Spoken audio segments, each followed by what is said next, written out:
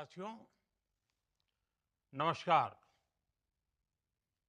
हम सभी ने बीते दिनों में देश का सामर्थ्य और उसका संयम दोनों देखा है। मैं सबसे पहले भारत की पराक्रमी सेनाओं को, सशस्त्र बलों को, हमारी खुफिया एजेंसियों को, हमारे वैज्ञानिकों को,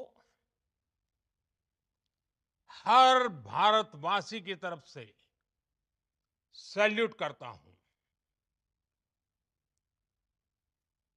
हमारे वीर सैनिकों ने ऑपरेशन सिंदूर के लक्ष्यों की प्राप्ति के लिए असीम शौर्य का प्रदर्शन किया। मैं उनकी वीरता को, उनके साहस को, उनके पराक्रम को आज समर्पित करता हूं हमारे देश की हर माता को, देश की हर बहन को और देश की हर बेटी को ये पराक्रम समर्पित करता हूं। साथियों, 22 अप्रैल को पहलगाम में आतंकवादियों ने जो बर्बरता दिखाई थी, उसने देश और दुनिया को झकझोर दिया था।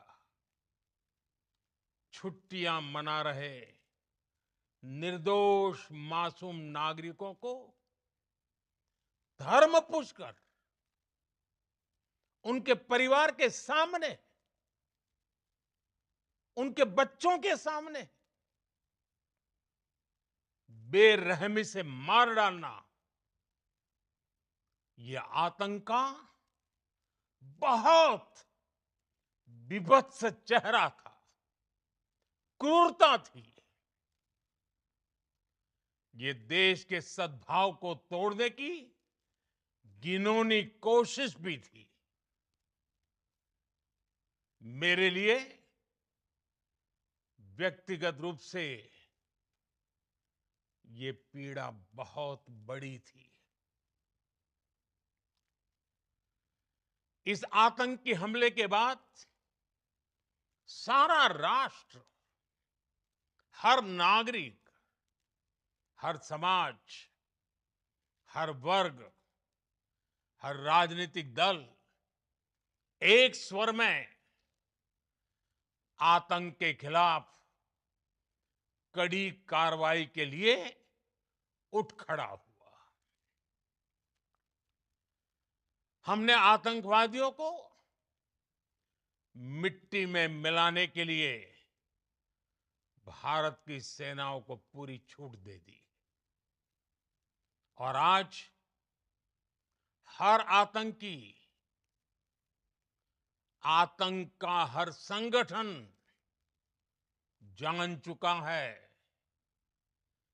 कि हमारी बहनों बेटियों के माथे से सिंदूर हटाने का अंजाम क्या होता है। साथियों, ऑपरेशन सिंदूर ये सिर्फ नाम नहीं है, ये देश के कोटि कोटि लोगों की भावनाओं का प्रतिबिंब है। ऑपरेशन सिंदूर न्याय की अखंड प्रतिज्ञा है।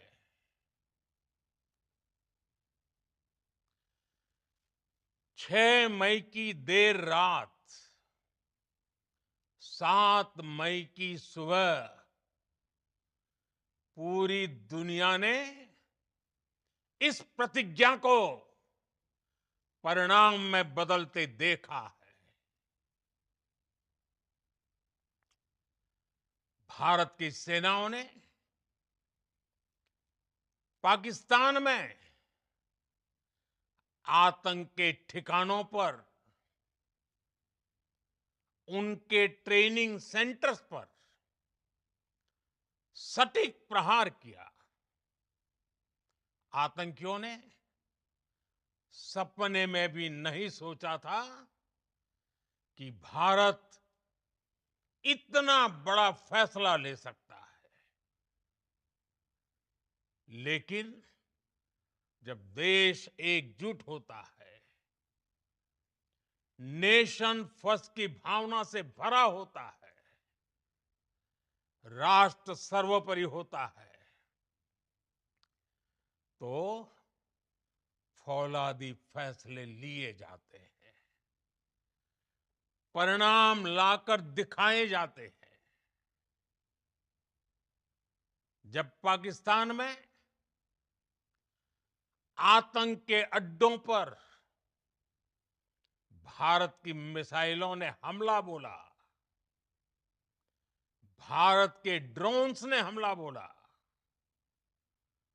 तो आतंकी संगठनों की इमारतें ही नहीं, बल्कि उनका हौसला भी थर्रा गया। बहावलपुर और मुरिद के जैसे आतंकी ठिकाने एक प्रकार से ग्लोबल टेररिज्म की यूनिवर्सिटीज रही है। दुनिया में कहीं पर भी जो बड़े आतंकी हमले हुए हैं, चाहे 9/11 हो, चाहे लंदन ट्यूब बॉम्बिंग हो, या भारत में दशकों से जो बड़े बड़े आतंकी हमले हुए हैं, उन सब के तार कहीं ना कहीं आतंक के इन्हीं ठिकानों से जुड़ते रहे हैं। आतंकियों ने हमारी बहनों का सिंदूर उजाड़ा था, इसलिए भारत ने आतंक के ये हेडक्वार्टर्स उजाड़ दिए। भारत के इन हमलों में 100 से अधिक खूंखार आतंकवादियों को मौत के घाट उतारा गया है। आतंक के बहुत सारे आका बीते 2.5-3 दशकों से खुलेआम पाकिस्तान में घूम रहे थे, जो भारत के खिलाफ साजिशें करते थे। उन्हें भारत ने एक झटके में खत्म कर दिया। साथियों, भारत की इस कार्रवाई से पाकिस्तान घोर निराशा में गिर गया था, हताशा में गिर गया था, बौखला गया था। और इसी बौखलाहट में उसने एक और दुस्साहस किया। आतंक पर भारत की कार्रवाई का साथ देने के बजाय पाकिस्तान ने भारत पर ही हमला करना शुरू कर दिया। पाकिस्तान ने हमारे स्कूलों, कॉलेजों को, गुरुद्वारों को, मंदिरों को, सामान्य नागरिकों के घरों को निशाना बनाया। पाकिस्तान ने हमारे सैन्य ठिकानों को निशाना बनाया। लेकिन इसमें भी पाकिस्तान खुद बेनकाब हो गया। दुनिया ने देखा कि कैसे पाकिस्तान के ड्रोन्स, पाकिस्तान की मिसाइलें भारत के सामने तिनके की तरह बिखर गई। भारत के सशक्त एयर डिफेंस सिस्टम ने उन्हें आसमान में ही नष्ट कर दिया। पाकिस्तान की तैयारी सीमा पर वार की थी, लेकिन भारत ने पाकिस्तान के सीने पर वार कर दिया। भारत के ड्रोन्स, भारत की मिसाइलों ने सटीकता के साथ हमला किया। पाकिस्तानी वायुसेना के उन एयरबेस को नुकसान पहुंचाया, जिस पर पाकिस्तान को बहुत घमंड था। भारत ने पहले 3 दिनों में ही पाकिस्तान को इतना तबाह कर दिया, जिसका उसे अंदाजा भी नहीं था। इसलिए भारत की आक्रामक कार्रवाई के बाद पाकिस्तान बचने के रास्ते खोजने लगा। पाकिस्तान दुनिया भर में तनाव कम करने के लिए गुहार लगा रहा था, और बुरी तरह पीटने के बाद इसी मजबूरी में 10 मई की दोपहर को पाकिस्तानी सेना ने हमारे डीजीएमओ को संपर्क किया। तब तक हम आतंकवाद के इंफ्रास्ट्रक्चर को बड़े पैमाने पर तबाह कर चुके थे। आतंकियों को मौत के घाट उतार दिया गया था। पाकिस्तान के सीने में बसाए गए आतंक के अड्डों को हमने खंडहर बना दिया था। इसलिए जब पाकिस्तान की तरफ से गुहार लगाई गई, पाकिस्तान की तरफ से जब ये कहा गया कि उसकी ओर से आगे कोई आतंकी गतिविधि और सैन्य दुस्साहस नहीं दिखाया जाएगा, तो भारत ने भी उस पर विचार किया। और मैं फिर दोहरा रहा हूं, हमने पाकिस्तान के आतंकी और सैन्य ठिकानों पर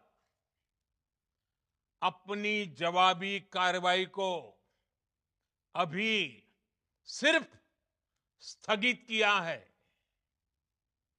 आने वाले दिनों में हम पाकिस्तान के हर कदम को इस कसौटी पर मापेंगे कि वो क्या रवैया अपनाता है।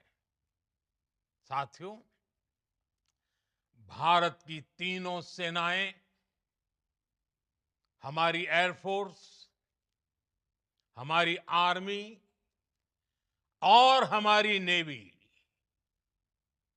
हमारी border security force BSF, Bharat के अर्धसैनिक बल लगातार अलर्ट पर है।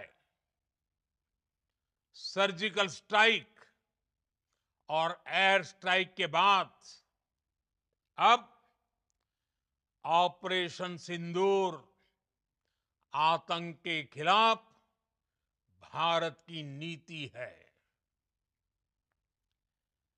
ऑपरेशन सिंदूर ने आतंक के खिलाफ लड़ाई में एक नई लकीर खींच दी है।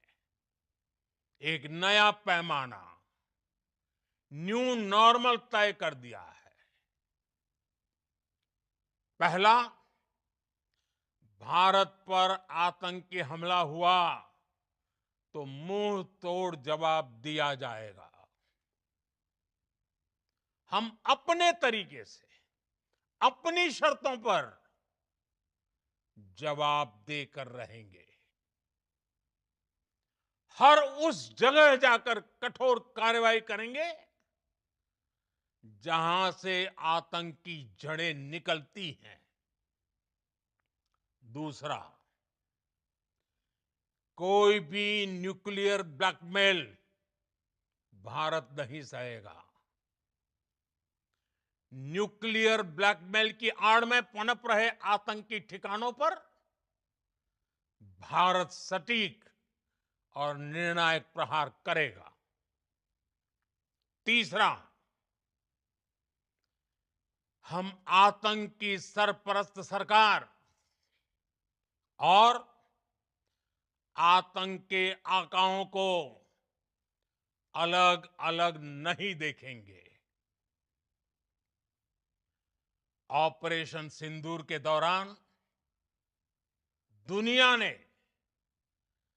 पाकिस्तान का वो घिनौना सच फिर देखा है, जब मारे गए आतंकियों को विदाई देने पाकिस्तानी सेना के बड़े बड़े अफसर उमड़ पड़े। स्टेट स्पॉन्सर्ड टेररिज्म का ये बहुत बड़ा सबूत है। हम भारत और अपने नागरिकों को किसी भी खतरे से बचाने के लिए लगातार निर्णायक कदम उठाते रहेंगे। साथियों, युद्ध के मैदान पर हमने हर बार पाकिस्तान को धूल चटाई है और इस बार ऑपरेशन सिंदूर ने नया आयाम जोड़ा है। हमने रेगिस्तानों और पहाड़ों में अपनी क्षमता का शानदार प्रदर्शन किया और साथ ही न्यू एज वॉरफेयर में भी अपनी श्रेष्ठता सिद्ध की। इस ऑपरेशन के दौरान हमारे मेड इन इंडिया हथियारों की प्रामाणिकता सिद्ध हुई। आज दुनिया देख रही है 21वीं सदी के वॉरफेयर में made in India defence equipments, इसका समय आ चुका है। साथियों, हर प्रकार के आतंकवाद के खिलाफ हम सभी का एकजुट रहना, हमारी एकता हमारी सबसे बड़ी शक्ति है। निश्चित तौर पर ये युग युद्ध का नहीं है, लेकिन ये युग आतंकवाद का भी नहीं है। टेररिज्म के खिलाफ जीरो टॉलरेंस, ये एक बेहतर दुनिया की गारंटी है। साथियों, पाकिस्तानी फौज, पाकिस्तान की सरकार जिस तरह आतंकवाद को खाद पानी दे रहे हैं, वो एक दिन पाकिस्तान को ही समाप्त कर देगा। पाकिस्तान को अगर बचना है तो उसे अपने टेरर इंफ्रास्ट्रक्चर का सफाया करना ही होगा। इसके अलावा शांति का कोई रास्ता नहीं है। भारत का मत एकदम स्पष्ट है। टेरर और टॉक एक साथ नहीं हो सकते। टेरर और ट्रेड एक साथ नहीं चल सकते और पानी और खून भी एक साथ नहीं बह सकता। मैं आज विश्व समुदाय को भी कहूंगा, हमारी घोषित नीति रही है अगर पाकिस्तान से बात होगी तो टेररिज्म पर ही होगी। अगर पाकिस्तान से बात होगी तो पाक ऑक्युपाइड कश्मीर पीओके उस पर ही होगी। प्रिय देशवासियों, आज बुद्ध पूर्णिमा है। भगवान बुद्ध ने हमें शांति का रास्ता दिखाया है। शांति का मार्ग भी शक्ति से होकर जाता है। मानवता शांति और समृद्धि की तरफ बढ़े,